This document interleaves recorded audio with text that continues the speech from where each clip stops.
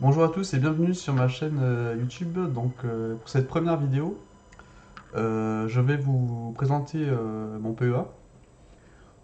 L'idée c'est que je vous présente un peu dans un premier temps le contexte de mon PEA, comment est-ce que j'ai ouvert, quand, ainsi de suite. Ensuite je parlerai des résultats de 2024 que j'ai eu, puis les objectifs que je me fixe pour 2025.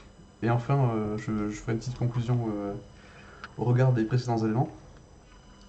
Pourquoi je fais ça? Parce qu'en fait, sur YouTube, j'ai vu qu'il y a plein de gens qui commencent à partager un peu leurs différentes stratégies d'investissement, ce qu'ils font sur leur PEA. Je pense apporter ma pierre à l'édifice. Et si je peux échanger avec d'autres personnes, ce sera toujours positif. Donc, euh, pour résumer, mon PEA, je l'ai ouvert en juillet 2020. Euh, donc, euh, pour me présenter, moi, je me suis toujours intéressé à l'investissement depuis que j'ai 18-20 ans, mais j'avais jamais trouvé le temps de me lancer pour de vrai. Et au final, je vais traîner ça jusqu'à la fin de mes études. Et c'est à la fin de mes études, quand j'avais commencé à avoir des revenus, que je me suis lancé, quoi. Le seul regret que j'ai aujourd'hui, c'est de ne pas avoir commencé plus tôt, au regard des résultats qu'on peut avoir euh, sur ce genre d'investissement. Donc aujourd'hui, sur le total des versements, ce que j'ai versé sur mon PEA, je suis à 40 827,43.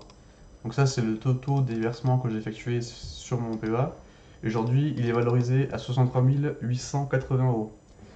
Donc j'ai une évaluation titre de 54 000 euros et une poche espèce de 10 euros aujourd'hui. Parce que j'ai réalisé des sessions en fin d'année 2024. Je vais vous expliquer tout ça. Donc, sans transition, vous voyez directement les chiffres, il n'y a pas de trucage. Donc, la performance 2024, elle est ici. Donc, on est passé de 0 à 9% jusqu'en juin 2024. Ensuite, au milieu de l'année, c'est un peu compliqué au niveau de l'économie. C'est bon, t'inquiète. On fout. Euh, Ensuite, en août, mon portefeuille il est passé en moins 8%. Donc, il faut savoir que c'est quelque chose de complètement normal. Quand on investit, il y a des hausses, il y a des baisses. Et dans mon cas à moi, vu que j'investis essentiellement via des ETF, c'est normal en fait. Donc, moi, je suis un investisseur long terme. Je ne fais pas de court terme, je ne fais pas de trading, je ne fais pas de stock picking, etc. On est passé en octobre à 5-6%, et puis vers la fin de l'année, je suis vraiment remonté avec le contexte aux États-Unis positif favorable. Je suis passé finalement à 20% de performance sur l'année 2004. C'est plutôt exceptionnel comme performance. On va pas se mentir. Donc au niveau des positions, ce que j'ai aujourd'hui, je n'ai que 3 ETF dans mon PEA. J'ai le Amundi Nasdaq Leverage, celui-ci. Donc si vous voulez les usines, il suffit de regarder là, c'est juste en dessous pour les retrouver. En second, j'ai mon S&P 500, donc un ETF qui réplique l'analyse performance du S&P 500. Et en dernier, j'ai le Amundi ETF Leverage USA qui réplique le MSCI America, mais aussi en levier. Donc aujourd'hui, c'est cette stratégie-là d'investir sur des ETF à levier pour dynamiser ma performance en fait. Étant donné que je suis jeune encore, l'idée c'est de, de faire fi de la volatilité et justement de profiter du fait que j'ai beaucoup de temps pour investir pour augmenter ma performance potentielle. Et quand je prendrai en âge, j'assagirai mes positions et je passerai sur des positions qui sont plus sécuritaires. Voilà. Ça, c'est l'idée globale de mes investissements que j'ai aujourd'hui. Donc, à mes débuts, j'ai fait beaucoup d'erreurs. Euh, donc, ça fait 4 ans que j'investis. Euh, avant, je me sentais pas légitime pour parler. Et aujourd'hui, je pense avoir pris de l'expérience et je suis un peu plus légitime pour parler de tout ça. Voilà. Donc, tac. performance. Donc sur un an, c'est 20%. Et sur 5 ans, du coup, ça représente une performance de 86,62%. Donc c'est plutôt une bonne performance, on va pas se mentir. En euros, en nominal, ça représente. Donc vous voyez, au départ, j'ai vraiment commencé avec le montant de base, hein, 400 euros. Ensuite, j'ai commencé à verser des petits versements de 1000 euros par-ci, 1000 euros par-là. Mais pas tous les mois, quoi. J'étais pas en DCA. Ensuite, pendant une longue période, je n'ai pas touché, quasiment pas touché. Puis là, je suis remonté plus brutalement, parce que j'ai fait des plus gros, plus grosses rentrées, j'étais pas en DCA. Et depuis janvier 2023, je fais du DCA classique sur différents supports. Voilà. Donc, ce fera l'objet de cette vidéo. Je vous montrerai plus en détail ce que j'ai fait au fur et à mesure que j'ai pris en maturité sur ces sujets. Sur l'année 2024, donc non, pardon, 2025, donc j'ai fait en début d'année, j'ai pris une décision. J'ai décidé de solder ma position celle-ci. Donc c'est un EDF Europe. Et j'ai décidé de m'en séparer parce que je pense que la croissance en 2025 va pas se faire en Europe ni sur les pays émergents, ça va plutôt se faire aux États-Unis, comme ça se fait depuis des années. Donc ça c'est une conviction personnelle, donc j'assume complètement. Donc voilà. Et ensuite, donc ça c'est les bilans 2024 depuis 2020. Depuis 2020, on va dire. Et donc là, donc voilà, depuis le début 2020, ça fait 4 ans que j'investis. Donc ça fait un total de 1650 jours pour un montant total de 440 827 euros.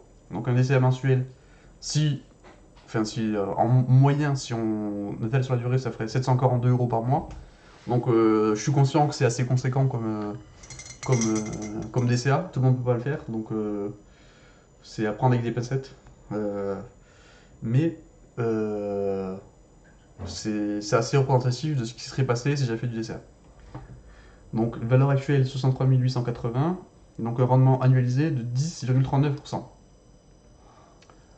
Plutôt honnête, on va pas se mentir. Ah oui, donc je vais comparer vite fait ma performance par rapport à d'autres indices sur 2024, donc le CAC 40 par exemple. Donc par rapport au CAC 40, sans surprise, il y a une performance négative. C'est plutôt gagnant en fait, ma stratégie. Par contre, en août, j'étais en dessous, j'étais vraiment en dessous de la performance du CAC 40. Hop. Ensuite, on va comparer vite fait à l'Eurostock 50. Donc pareil, l'Eurostock 50, on est un peu corrélé à l'Eurostock 50, pas non plus exceptionnellement. L'Eurostock 50, il affiche une performance à la fin de l'année de 8,83, moi je suis à 20. C'est l'Eurostock 50 a une performance plutôt acceptable. Et ensuite, tac, le Nasdaq 100, si je me compare juste au Nasdaq 100, voilà, là je suis en dessous. Par contre, on voit que je suis très corrélé à cette indice-là, car la première ligne en PEA c'est le Nasdaq 100 en levier, donc forcément j'ai une corrélation assez quasi 1 pour 1 avec ça, quoi. Euh, voilà. Donc ça c'est juste pour faire une petite comparaison vite fait. On va peut-être se comparer au S&P 500. Hop.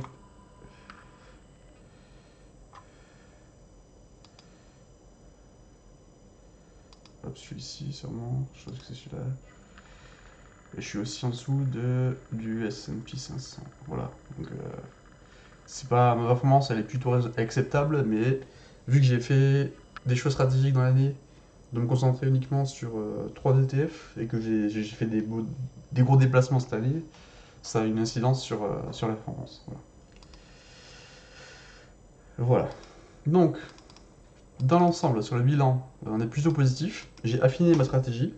Donc j'ai décidé cette année de simplifier ma stratégie, de n'avoir que 3 ou 4 maximum ETF. Parce que en fait, je me suis rendu compte que battre le marché via du Sopic c'est très très difficile. Et via le PEA, c'est la meilleure stratégie que j'ai trouvé jusqu'à présent.